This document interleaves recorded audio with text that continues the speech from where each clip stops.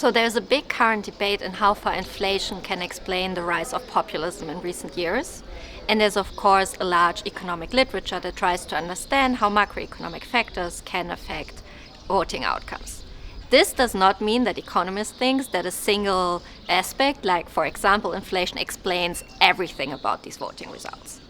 Nevertheless, what we see is, if we look at a panel of countries since World War II, that in countries where there was an inflation shock, in the sense there was unexpected inflation, that voting for populist parties actually increases.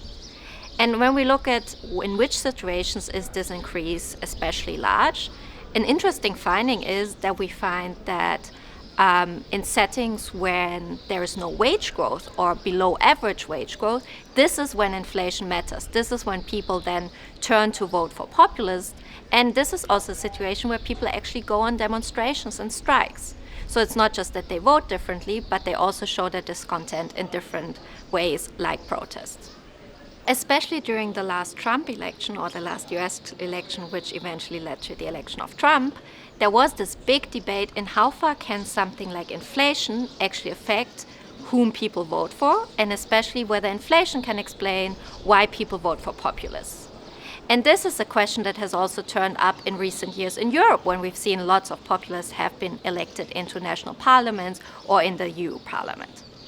So together with Murat Schularik and Jonathan Federle, I actually wanted to look at this question by not just focusing on the current period, but looking at what happened in developed countries since World War II. So what we actually do is that we look at a panel of countries after World War II until today, and for each election cycle we know how large has inflation been, and especially how large has surprise inflation been, so the inflation that we have not expected. And what we find, if there has been larger inflation, actually the vote share for populists goes up.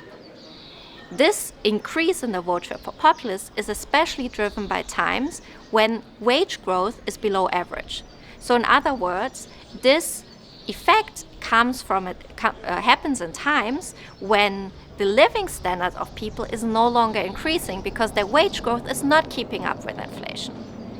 And we also find that it's not just something that we see at the polls and at elections, but in these times when there is under average wage growth and there is an inflation shock, people actually go to the streets and are involved in protests and demonstrations.